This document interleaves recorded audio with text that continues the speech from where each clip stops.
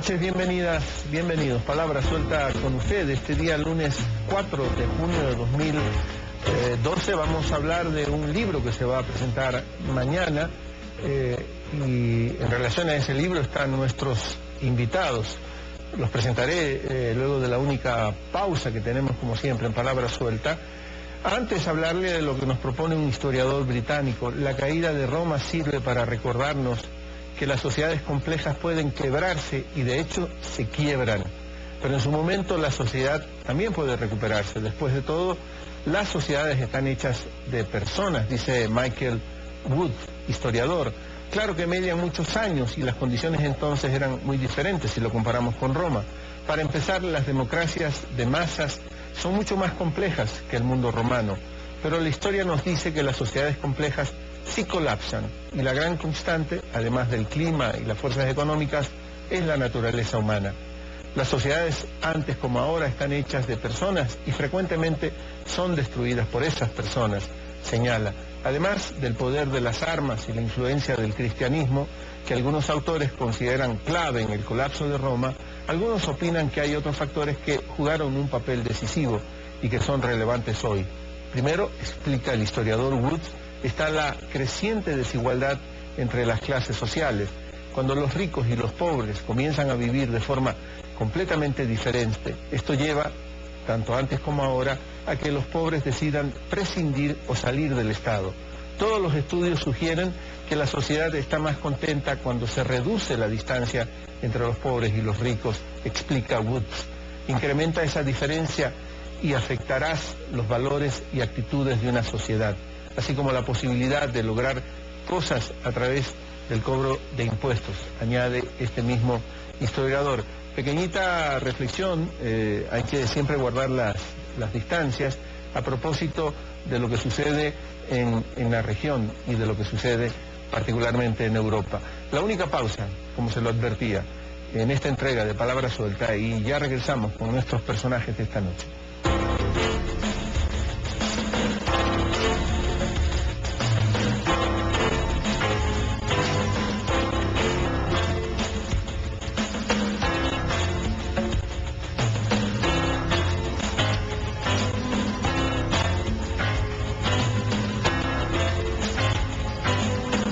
Estamos de vuelta con Palabra Suelta. Como siempre, el plasma nos trae, repetimos, un pintor que es Ariel Daoui, y su propuesta Cromo Memoria, que va a estar hasta el 16 de junio en las salas Joaquín Pinto, Museo de la Casa de la Cultura Ecuatoriana Benjamín Carrión. Como usted lo sabe, aquí en Quito, la Casa de la Cultura está en la avenida 6 de diciembre y Patria.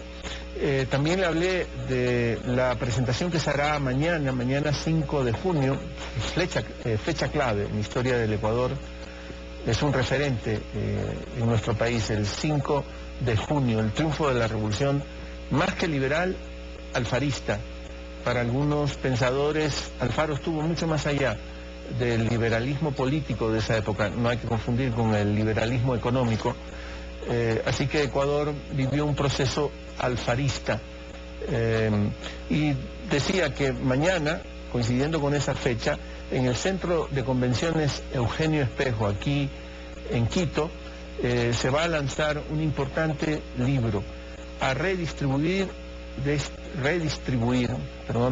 Ecuador para todos, una reflexión entre distintos pensadores venidos de distintas partes en su formación académica también, sobre nuestro país, lo que ha significado en estos años la inversión social en el Ecuador. ¿Qué resultados vamos obteniendo en este libro que se presenta mañana? Le insisto, a redistribuir, tengo algún problema con esa palabra, Ecuador para todos.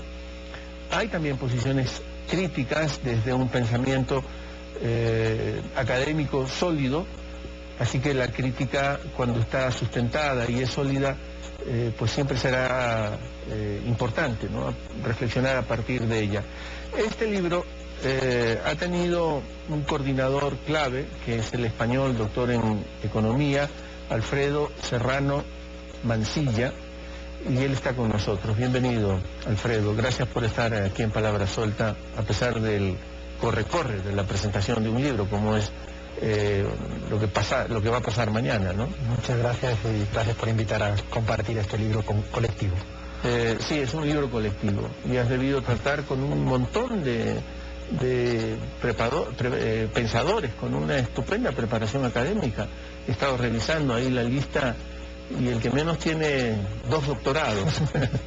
Bueno, surge de un trabajo en clase y creo que es muy interesante sacar un trabajo de una maestría en Flaxo, sacarlo hacia afuera, o sea que la academia no sea hacia adentro, sí, que ese ha sido un vicio histórico de la academia dominante, sino poner a pensar entre los chicos, el profesor y mucha gente que se ha ido uniendo en este proyecto, sobre todo para sacar a relucir un debate que a mí me parece fundamental, que es cómo están distribuidas las cosas en un país como este. Como Ecuador, ¿no? Y sobre todo a partir de este énfasis en la inversión social. Hay una fuerte importancia de la inversión social, pero por primera vez también queríamos plantear la distribución de los medios de producción, la distribución en la participación ciudadana. Queríamos ir más allá de analizar la desigualdad y la pobreza desde la perspectiva del salario, que es bastante sesgada, porque solo es una parte de la riqueza de un país. La idea del libro era no todas las aristas de las cuestiones distributivas, pero sí reflexionar y ponerlo a reflexión colectiva de la población en Ecuador. Alfredo Serrano es también profesor, ya lo anticipaba él, vinculado a la Facultad Latinoamericana de Ciencias Sociales, la Flaxo, que se ha convertido también en un gran motor, ¿no?, de reflexión de todos estos temas. Es muy interesante porque yo creo que hay muchas disputas, incluso en el libro coinciden autores, profesores, que unos piensan una cosa u otra, y me parece que eso enriquece mucho el debate y creo que también el libro. Yo decía que se equivocan si se piensa que solo podría resultar apologético el libro, digo. También hay críticas, ¿no? Y hay momentos en los que se pregunta, bueno, ¿no será el momento también de parar un poco y pensar qué resultados reales ha tenido semejante inversión social? ¿Vale la pena sostener esta misma matriz o hay que hacerle algunos ajustes? El libro tiene como una suerte de mandato a redistribuir, casi desde el principio en la posición de considerar importante el tema de redistribución. Y creo que lo interesante de esto es por primera vez tratar el tema de la desigualdad no como lo hacía el Banco Mundial de los 80 y 90. En el sentido, no es algo marginal que se da un bono y listo, no, es una política integral, más holística, donde la pobreza debe ser erradicada desde las políticas sociales, pero también desde la política productiva, desde la política comercial, y un poco el libro era eso, llegar a un mismo objetivo, pero superando el paradigma neoclásico y neoliberal de los años 90, y por lo tanto no hay que confundir un bono hoy en día con un bono hace 20 años, sobre todo cuando hay una integralidad a la hora de abordar una problemática tan seria y tan complicada como es la desigualdad y la pobreza. ¿Pero qué lo hace, Alfredo, al bono hoy en día distinto, diferente? Primero porque lo condiciona a participar de una manera diferente en la sociedad. Esto es una cuestión añadida que los programas asistencialistas de las transferencias clásicas no tenían ningún condicionamiento. Y además es porque, insisto, está integrada una política social donde la inversión social en Ecuador, donde fue fundamentalmente significativa, fue en educación, en sanidad, en recuperar sectores estratégicos. Entonces no es un bono donde de una manera casi caritativa, ¿no?, en un sentido, insisto, como muy marginal, sino que ahora yo creo que se transversaliza de alguna manera la preocupación por la desigualdad y la pobreza en 5 años, con infinitas cosas por hacer, pero yo creo que se aborda mucho más responsablemente que dar una transferencia y nada más. Lo dices claramente, 5 años. Para evaluar una política social de esta magnitud, ¿5 años son suficientes o apenas nos está señalando unas pocas pistas? Hay una cuestión que con la pobreza y la desigualdad no se puede hablar tan responsablemente del tema a largo plazo. El problema de la desigualdad y la pobreza hay que resolverlo ya, y las urgencias en la calle no permiten estar pensando solo en cambios en el largo plazo. Ahora bien, no solo podemos estar pensando en el corto plazo. Es decir, de alguna manera estamos en una tensión siempre entre las urgencias del mañana y el cambio estructural de 10 años después. Por eso creo que este libro lo que procura es analizar la coyuntura, pero nunca perder la perspectiva más de transformación social en el largo plazo. Y ahí yo creo que hay que evaluar esto ahora mismo en la coyuntura y ver qué cimientos están colocando para ir cambiando poco a poco. Y en eso yo creo que, por ejemplo, la cuestión de los medios de producción, la matriz productiva, me parece que también es fundamental para analizar desigualdad y pobreza y abandonar los análisis clásicos, la recuperación del Estado. Por ejemplo, tributariamente me parece que lo que ha pasado en Ecuador es un cambio estructural. La suma de muchos cambios coyunturales, por ejemplo, en el servicio de rentas internas, al final construye un cambio estructural de un Estado distinto, que recauda más equitativamente, y eso me parece que es muy rescatable en el debate actual. Pero hay de todas maneras unas pugnas, ¿no?, políticas normales, digamos.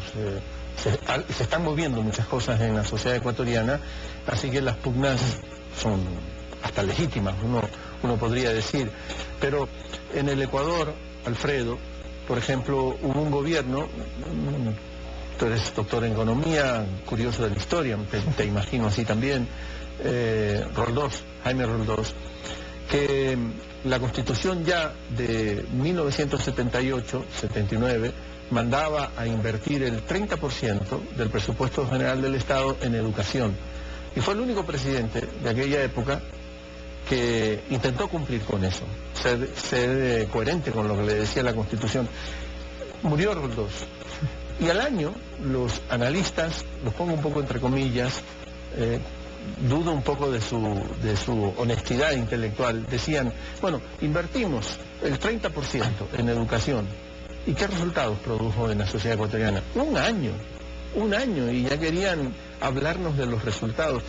A eso me refería también en la pregunta. En las políticas sociales, los periodos no pueden ser tan mezquinos. De hecho, creo que aquí hay aprobado un Plan Nacional para Buen Vivir que marca etapas que son superiores al año, o sea, incluso en grandes etapas. Pero no solo es una cuestión de Ecuador. Si uno analiza Bolivia, hay una frase que me gusta citar siempre en esto, de Álvaro García Linera, el vicepresidente, que dice... ¿Has trabajado cercano a él? Estuve trabajando en Bolivia un tiempo allí, de las tensiones creativas de un proceso de transformación.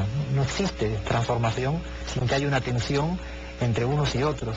Y a mí me parece que evaluar con medidores, como he visto algunos artículos de analistas en el Ecuador, de la pobreza, la desigualdad, en un año, en 2 años, me parece que la inversión social tiene objetivos también en el medio plazo, en términos de incluso qué correlato hay con otras medidas financieras, en términos de empleo, en términos productivos, y eso me parece que hay que ser mucho más riguroso, sobre todo dejar ya la visión esta siempre parcelaria de la economía, ¿no?, donde solo pasa la cosa en un sitio, ¿no? Me parece que hay que ir más allá. Ahora, es inversión para otros. No te quiero meter en muchos terrenos de la política porque ahí ya no son analistas, sino también políticos que dicen, no ha sido inversión, ha sido despilfarro.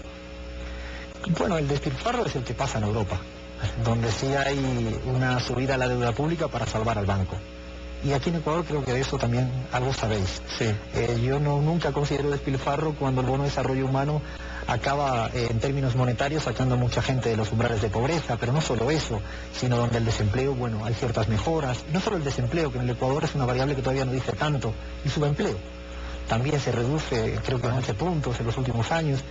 Parece que ese despilfarro depende, claro, es un despilfarro a lo mejor en términos de rentabilidades económicas tradicionales del capital. Sí. Y en ese sentido puede ser que sea un despilfarro porque el capital no tiene los niveles de lucro que ha tenido en otros sitios, ¿no?, como sucede hoy en día el capital financiero europeo, francés y alemán. Hay una cierta coherencia en esa reducción de la pobreza, ¿no?, en el caso ecuatoriano, porque sucede en lo urbano pero también en lo rural. Y ahí, digo, desde esa perspectiva hay coherencia, porque es casi como una constante de la política. Exacto, a mí me parece que el tema rural, incluso en todos los planes del actual gobierno, me parece que hay una mirada de la cuestión territorial. Yo creo que una palabra no solo es acabar con la deuda social, sino acabar con la deuda social territorial, porque no es lo mismo los niveles de riqueza y concentración de la población en Quito, en Guayaquil, ¿no? El último censo ya trae mucho de esto. Incluso el Banco Mundial siempre defendió que el crecimiento estaba basado en densidades poblacionales altas, creo que uno de los últimos informes. Ajá. Bueno, también ya es tiempo de presentar, por supuesto, al director de la SEMPLAD, director nacional o secretario nacional. Te lo pregunté al principio e insistí en lo de director. Secretario nacional de SEMPLADES, también doctor en economía, Fander Falconi. Gracias, Fander, también a ti por estar aquí en Palabra Suelta. Haces la presentación de este libro y uno supone que al hacer la presentación eres también una suerte de aupador del libro. estás con este trabajo para seguir reflexionando sobre lo que deben de ser las políticas sociales en un proyecto que pretende cambiar las cosas. Como dice Rafael Correa, no estamos aquí, dice él, para administrar un sistema, sino para intentar cambiarlo. Y creo que esta es la frase clave. Creo que el punto de la distribución nos plantea un cambio de estructuras necesario en sociedades como las latinoamericanas. Yo quisiera retomar una de las frases que tú decías cuando introducías el programa, de que reducir las inequidades nos vuelve más felices. Claro. Y ciertamente, porque las inequidades nos llevan hacia las brechas de toda índole, brechas distributivas, de ingresos, de activos, de participación social, política, brechas en relacionamiento geopolítico. Hablábamos, por ejemplo, las profundas brechas que hay en el mundo este rato en la mala distribución y asignación de quienes contaminan más y quienes se perjudican con esa contaminación. Los países ricos generalmente contaminan más, los pobres contaminamos menos, pero todo el mundo nos estamos perjudicando por una contaminación global. Tú decías, eso es parte de las complejas inequidades que nos toca vivir en estas también complejas sociedades. Exactamente. Y la receta, digamos, no necesariamente es aumentar el ingreso o el crecimiento económico.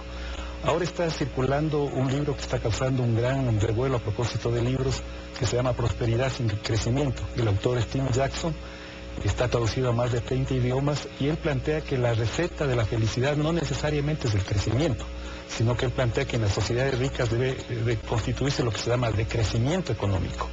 La receta no puede aplicarse para países como la India o el Ecuador, que necesitan niveles de capitalización y de crecimiento económico que son fundamentales en términos redistributivos. Si nos situamos en el contexto del libro, como bien lo decía Alfredo, aborda la temática de la redistribución y la pobreza, que son elementos cruciales en la constitución de políticas públicas en el Ecuador.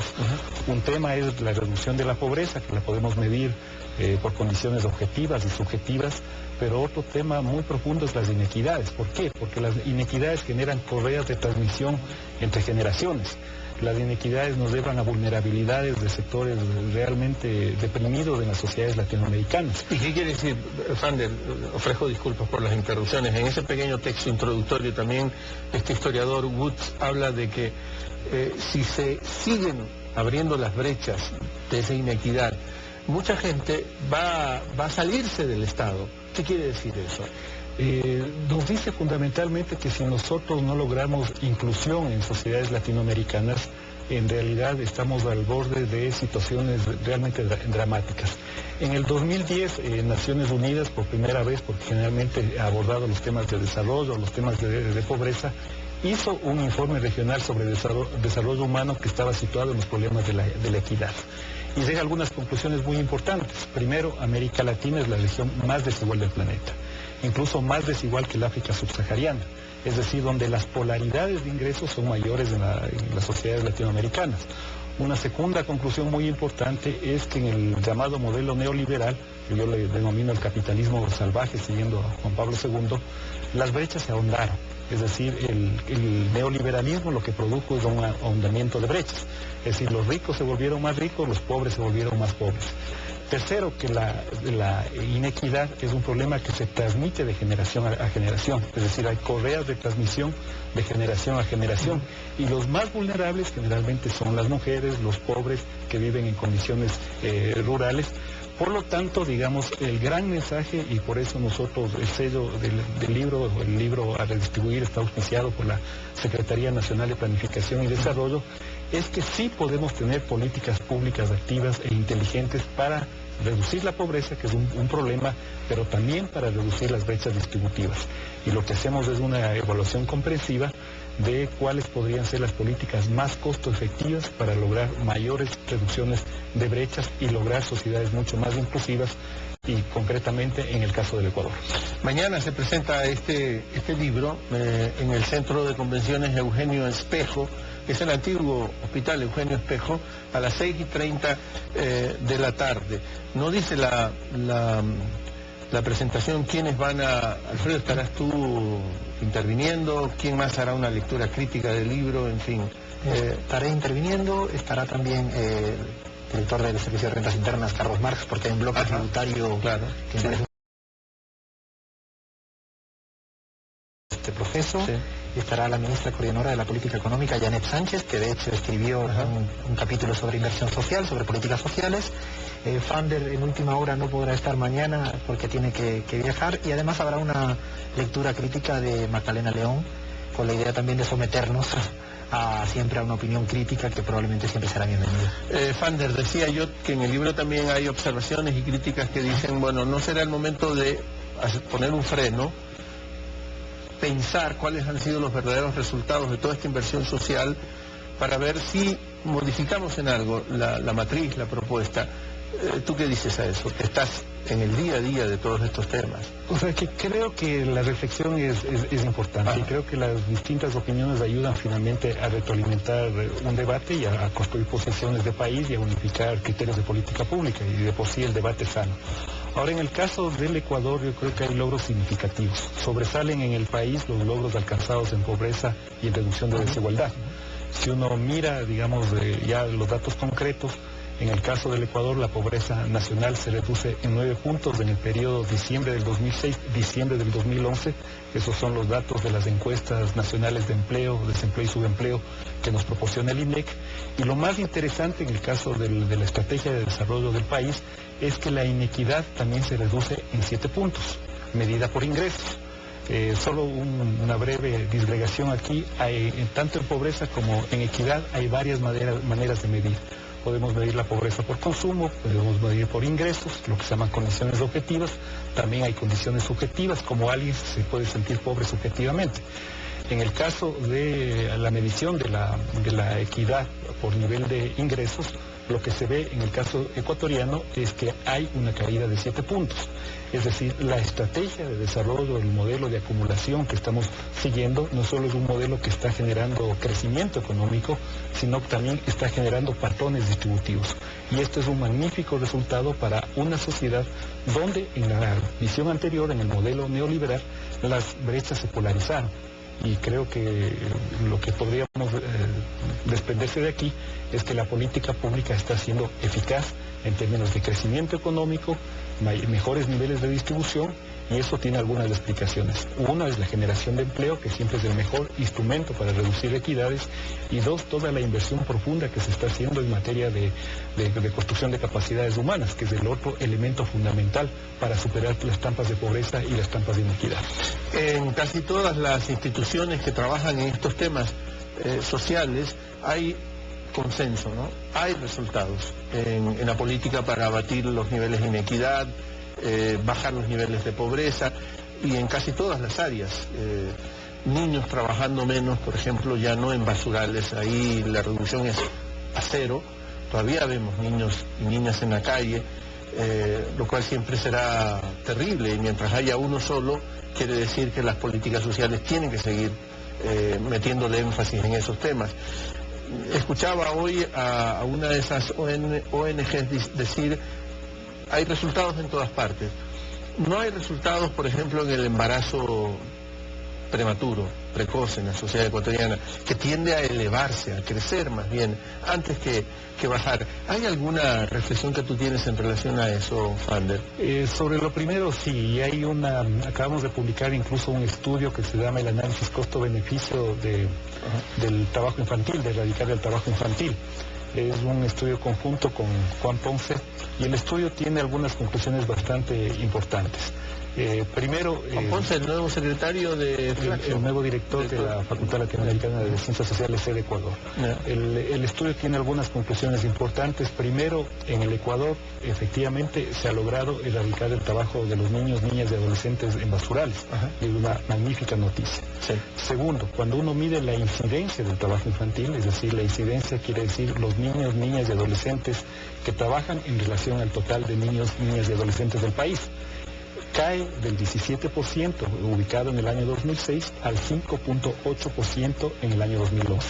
Es decir, hay una reducción de 11 puntos, lo que implica políticas activas en materia de erradicación del trabajo infantil.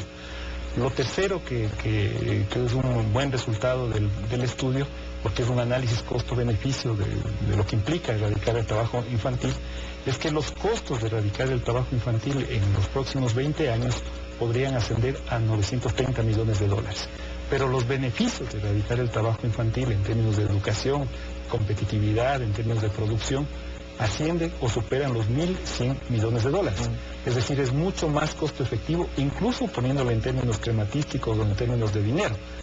Sabemos que la política social no es solo un tema de unidades crematísticas o monetarias, porque tiene un conjunto de valores culturales, simbólicos, institucionales, de confianza, que son sumamente importantes en sociedades democráticas, pero si incluso le llevamos en esos términos, erradicar el trabajo infantil es lo más costo efectivo.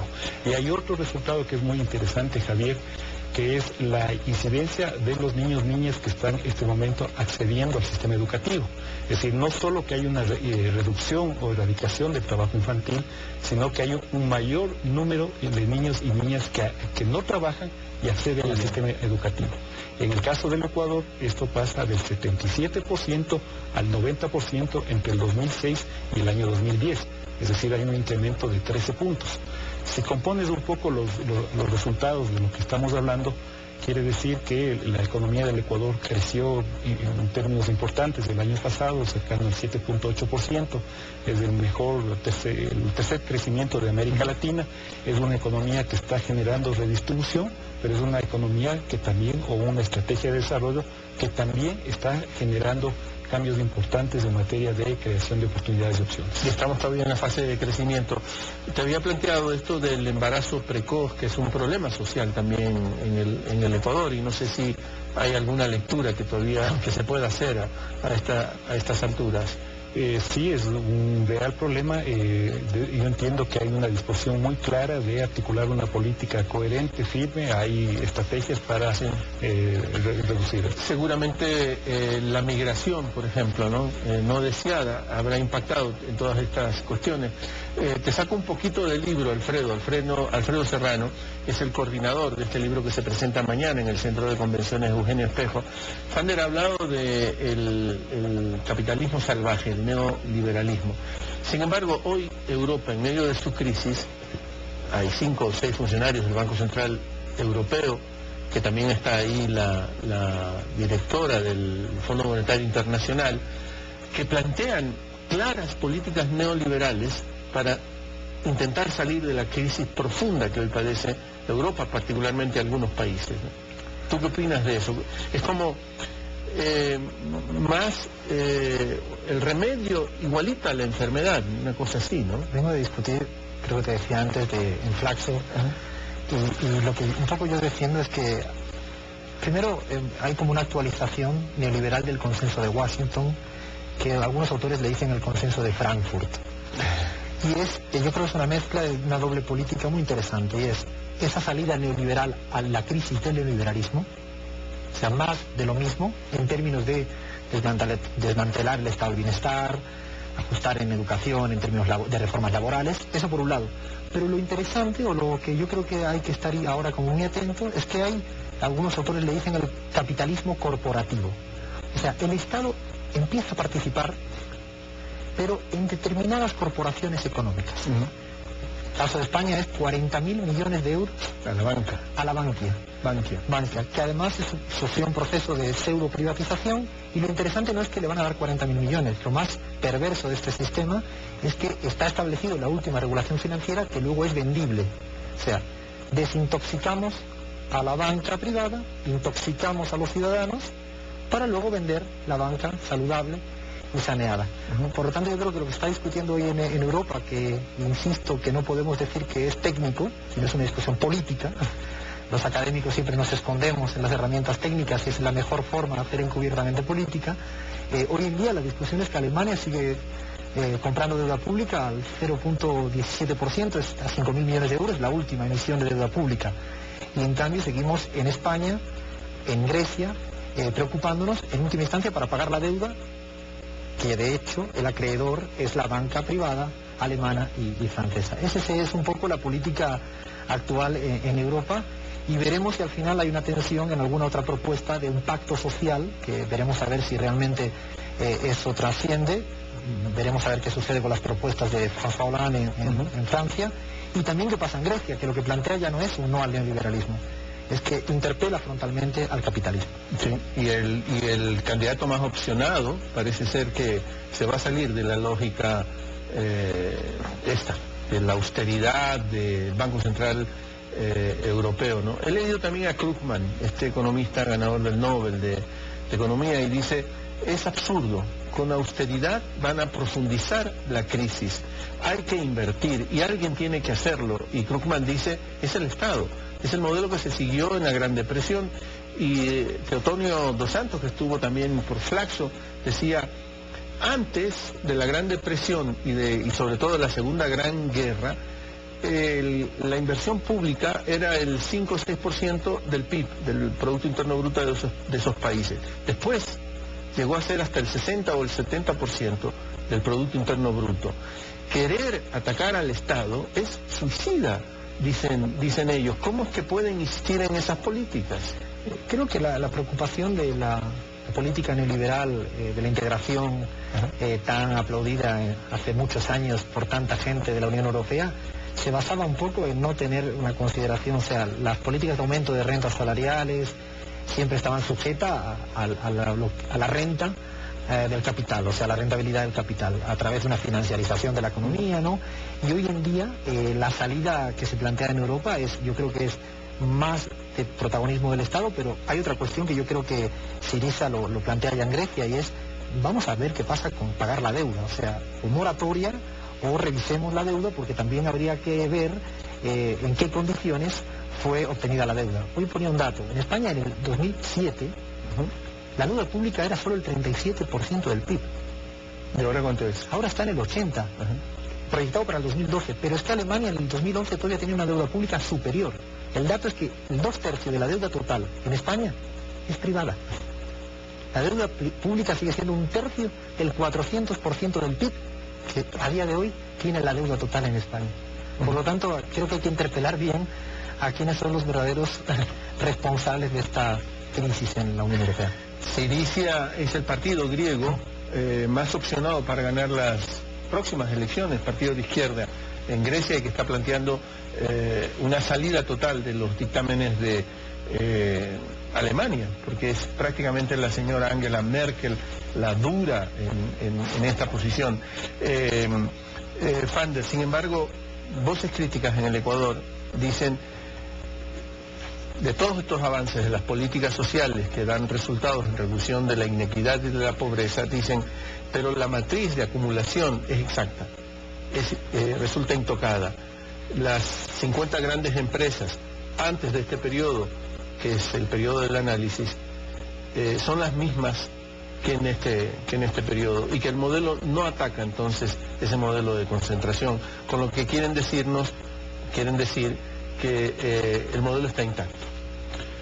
Yo creo que hay que contextualizar lo que ocurre en el caso ecuatoriano. Primero estamos en una fase de transición, es decir, podemos hacer una evaluación clave de lo que ha ocurrido en la sociedad ecuatoriana en los últimos 5 años, y hay resultados que son sumamente importantes. Es decir, yo creo que, y también hay deudas que hay que consolidar, y hay deudas que hay que pagarlas en términos societales.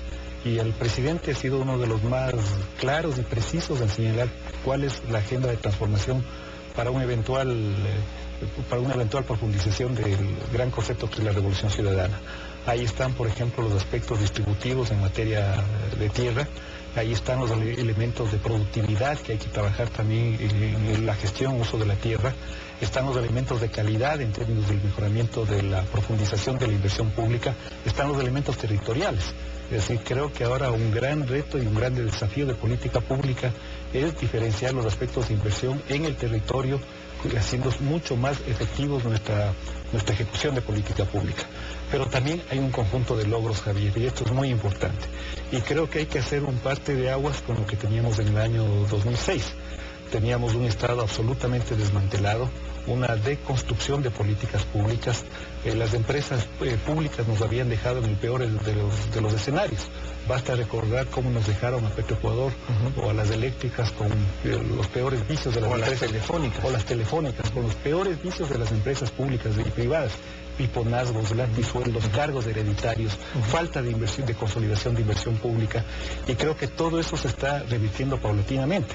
En materia de lo social es evidente los logros que tenemos ahí en términos de construcción de una política social articulada y coherente, que no solo es la triplicación del gasto social en términos reales, sino estos resultados concretos que anotábamos en términos de distribución de brechas y en términos de reducción de pobreza.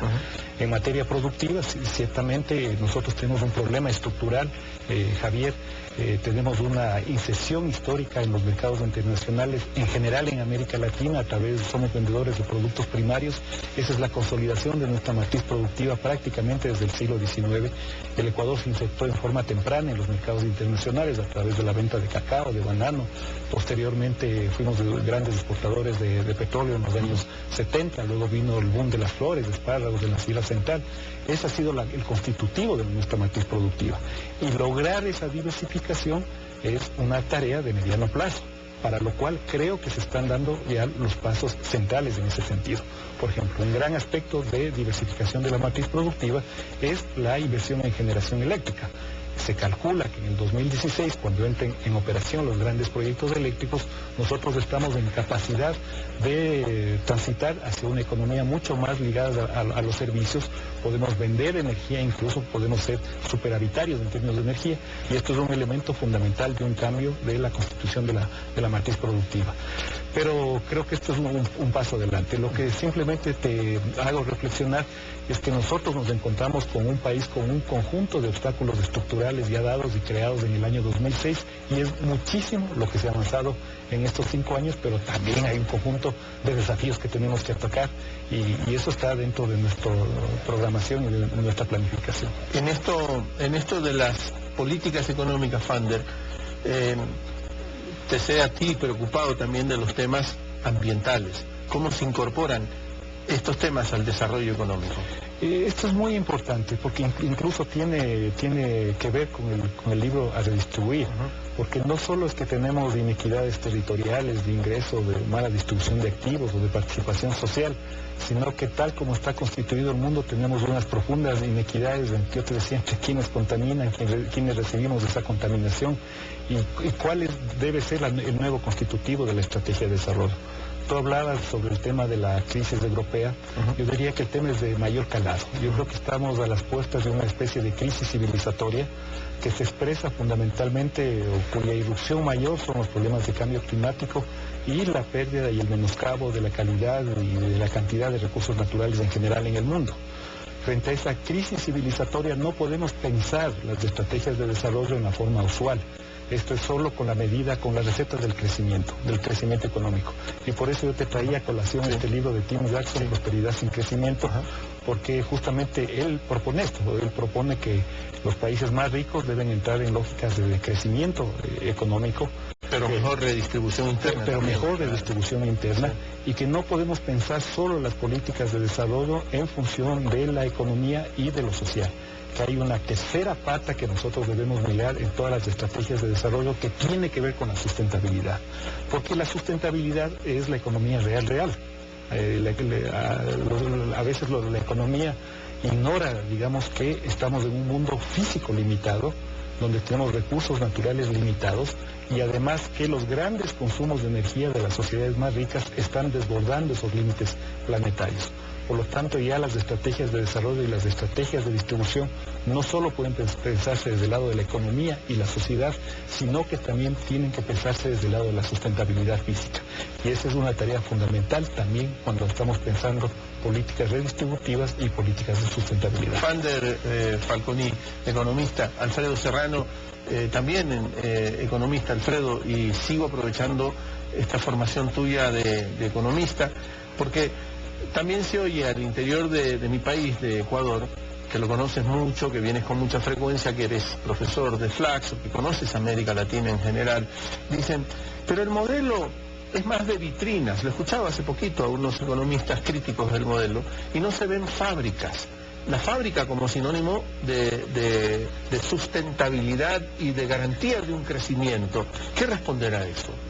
Creo que siguen anclados en la lógica de el crecimiento, primero crecemos y luego que gotee el crecimiento. La famosa teoría del goteo. Que nunca llegó el goteo. No, y le llegó a unos pocos. Sí. O sea, yo siempre digo que ha sido un poco el vivir mejor de unos pocos a costa del buen vivir de todos. Sí. En esa parcela creo que es como se mueven este tipo de economistas que siguen pensando, me parece a mí, muy en esta lógica de un crecimiento. A mí lo que me parece interesante es que se piensa, creo, en esos 4 o 5 años en un crecimiento, pero que acumula riqueza de manera distinta. Y me parece que cuando el patrón de distribución de ese crecimiento es distinto con el Estado, pero incluso también con la articulación de los pequeños productores, con la recién, yo no diría nacida, no es la palabra, pero sí cristalizada, visibilizada economía popular solidaria, que los ortodoxos más neoliberales le llaman economía informal, y lo invisibilizaban en ese estigma, ¿no?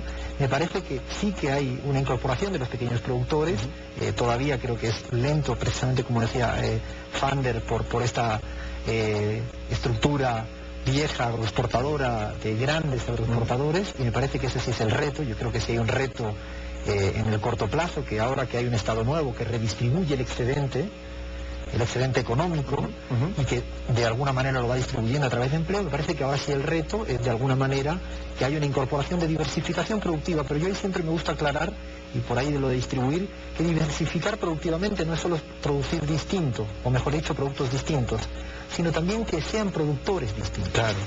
Y ahí No, se produce la incorporación de la que hablas también, porque ahora el gran reto es trabajar con esos sectores también, ¿no? Incorporar a los sectores populares también en todo este proceso de redistribución y crecimiento. De hecho, por ejemplo, en el libro, una de las cosas que nos fijamos la atención era en ver como el sistema financiero, o sea, la democratización del sistema financiero, la distribución, porque es un medio de producción fundamental. Entonces, tanto la banca pública como la banca en la economía popular y solidaria tienen roles fundamentales para reorientar el terreno productivo, y creo que es por eso, considero que un modelo de acumulación, un patrón de desarrollo distinto al que pensaba en erradicar, como digo siempre, la pobreza a partir del bono y nada más. Es una de las claves, ¿no? También se lo escuché en esta última visita, lo vuelvo a citar, a Teotonio dos Santos, ¿no? Ya no solo para Ecuador, sino para toda la región. ¿Cómo incorporamos a los sectores populares al modelo, ¿no? Fander Facuní, le reitero también, Fander, estos mismos economistas... Solo te quería recordar que a Teotonio le cogió la altura en Quito. Así. Y él tenía que comentar él vino a comentar una enciclopedia, unos tomos que se produjeron por Gonzalo Abad, que se llama Repensar América Latina. Sí, 3 tomos. Y no pudo comentarlos. No pudo comentarlos porque le cogió la altura. Bueno, Teotonio dos Santos, uno de los grandes pensadores latinoamericanos. Claro, la teoría de la dependencia, Mauro Marini, claro. Muy diferente al desvío luego de Cardoso, de Faleta. Bueno, él dijo cosas increíbles, porque, por ejemplo, cuando se habla de la gran prosperidad de Chile, él dijo, bueno, sí, pero no hay que olvidar que quien nacionaliza el cobre es Allende, y quien hace la reforma agraria en Chile también es Allende, y les deja ahí 2 piezas claves para a partir de ahí sustentar el crecimiento. Pero yo quería volver a los economistas ecuatorianos que dicen, Ecuador no está recibiendo inversión. Y esto tampoco es una garantía para el futuro. Nos comparan con Colombia, 14.000 millones de dólares de inversión versus 900 en el caso ecuatoriano, menos de 1.000 millones. ¿Qué responder a todo eso? Bueno, que hay un conjunto de muletillas para atacar la estrategia de acumulación que se está siguiendo en el caso ecuatoriano, que es, como vemos, una estrategia que está generando crecimiento, empleo y redistribución. Y además otra cosa interesante, y me olvidaba ahí de poner un poco más de fuerza, de énfasis, que se ha logrado romper el ciclo macroeconómico que había en la época anterior. Por ejemplo, en el tema de trabajo infantil, había aumento del crecimiento económico y tú veías aparejado un aumento del trabajo infantil. Ahora, independientemente del ciclo económico, el trabajo infantil en el Ecuador tiende a descender, a bajar. Es decir, lo que te está ubicando eso es que las políticas macroeconómicas son sumamente activas y no van necesariamente con el ciclo tradicional económico, sino se ha roto eso en términos de la edificación de política pública. Yo creo que en el Ecuador la inversión está protegida incluso en términos constitucionales. Es uno de los pocos países del mundo donde la seguridad jurídica está expresada en términos constitucionales. Creo que el Ecuador tiene un programa de inversiones sumamente sólido en términos de la Constitución de inversión pública. Y es interesante porque en el caso del Ecuador, el Banco Central del Ecuador hizo un análisis de la descomposición del crecimiento económico el año pasado. Recordemos que hubo una tasa de crecimiento alta del 7.8%, una de las más altas de América Latina, y encuentra que hay dos determinantes o dos factores explicativos del crecimiento económico. Uno es el consumo de los hogares, y otro es la inversión, pero no solo la inversión pública, sino también la inversión privada, porque finalmente quien consolida las obras de infraestructura no es solo la inversión pública. Son constructores privados que hacen las carreteras, son constructores privados que hacen las hidroeléctricas, etc.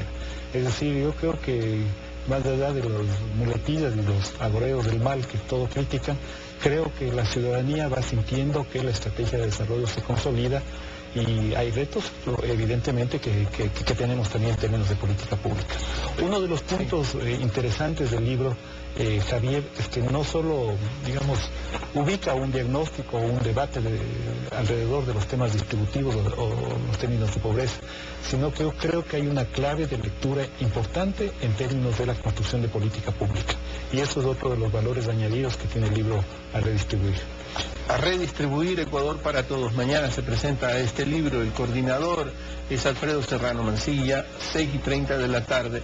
Alfredo, yo decía, recorres la región, conoces la región, has trabajado en Bolivia, Argentina, Ecuador. ¿Qué es América Latina, ya en tu condición de europeo? América Latina creo que está diciéndole al mundo muchas cosas. Primero porque creo que el mundo se está moviendo. Yo me gusta el término de transición geopolítica, incluso transición geoeconómica, transición geoambiental. O sea, el mundo se está moviendo, pasamos de la unipolar, Estados Unidos, yo no diría que hay todavía dos polos, creo que hay un poder desconcentrado, y América Latina se sitúa de una manera distinta. O sea, creo que le dice no al neoliberalismo, incluso interpela y cuestiona el capitalismo. Creo que retoma el protagonismo, como decía antes, del Estado. Hay una suerte de neoconstitucionalismo latinoamericano que los estudiosos del derecho así lo tildan. A mí me parece que América Latina está diciéndole al mundo, por ejemplo, recuperar el concepto de soberanía. Hace poco escribía en página 12 sobre el tema de YPF y es muy interesante porque, claro, es muy difícil explicar al presidente español qué es el concepto de soberanía. Cuando para él... ¿Estuvo en página 12? Sí, recientemente, claro. ¿Cómo? Pues si para él la soberanía de YPF eran los accionariados, que además el 50% es de capital extranjero, y el otro 45% es el gran capital transnacional español, es complicado explicar lo que es la palabra soberanía. O sea, la palabra soberanía creo que en América Latina, el tema emancipatorio, el tema de inserción diferente en el sistema mundo, incluso una cosa que yo en clase en Sevilla a veces cuesta explicarlo, que es que por primera vez incluso disputa el concepto tan hegemónico del desarrollo, planteándole un concepto nuevo, buen vivir, que está en construcción, que está ahí, y que yo creo que primero tiene un rol, porque hay unos críticos que dicen, bueno, es más de lo mismo. En principio ya tiene un reto fundamental, o mejor dicho, un objetivo central, que es disputar la hegemonía del concepto de desarrollo de Harry Truman, post Segunda Guerra Mundial. Y me parece que eso es muy rescatable, y cuando se explica en España esto, en otras universidades, todo el mundo se queda así como diciendo, ¿pero qué están pensando? Por eso lo de repensar América Latina me parece porque está superando las escuelas de pensamiento de los años 60, 70. Y ahora que lo razonas así, el concepto del buen vivir puede encajar perfectamente bien en lo que nos ha traído Fander, ¿no? Es decir, prosperidad sin crecimiento, ¿no? Que en el fondo eso es lo que se deberían de plantear las economías desarrolladas, ¿no? En economía hay una paradoja que se llama la paradoja de Easterlin. Y esta consiste en que cuando uno supera un determinado umbral de riqueza, los estudios dicen $15,000 por habitante, no necesariamente las sociedades se vuelven más felices, Esto se ha visto y se ha estudiado en el caso de los Estados Unidos. Y aquí en el caso del Ecuador también René Ramírez hizo un estudio y un acercamiento sobre esto de la paradoja de Stirling. Y esto, digamos, trae bien a colación, trae bien al cuento, porque no necesariamente la receta debe ser más crecimiento económico, más expansión, sino justamente mejores niveles de redistribución y entender que estamos en una especie de nave espacial. Esta metáfora tan linda de Kenneth Boulding, de que estamos en una nave espacial donde nosotros tenemos que comprometernos con la sustentabilidad física del planeta. Es decir, no solo podemos pensar en las clásicas políticas mayor expansión, mayor crecimiento económico. Sí, es cierto que la mayor expansión económica en términos de reducción de inequidades o de pobreza por ingresos es directa, digamos, la relación es directa, pero también tenemos que pensar en términos de reducción de brechas, en construcción de ciudadanía, en construcción de otro tipo de polaridades y en preservación y mantenimiento de nuestro. De todo esto va a escuchar mañana usted reflexionar, hablar a propósito de la presentación de Redistribuir Ecuador para Todos, libro coordinado por Alfredo Serrano Mancilla, mañana 6:30 en el Centro de Convenciones de Eugenio Espejo. Agradecerte, Fander, por haber estado aquí con nosotros. Un gusto, como siempre. A ti también, Alfredo, muchas gracias por todo este tiempo para hablar sobre Redistribuir Ecuador para Todos. A usted también, siempre al final le agradecemos la compañía. Pásenla bien.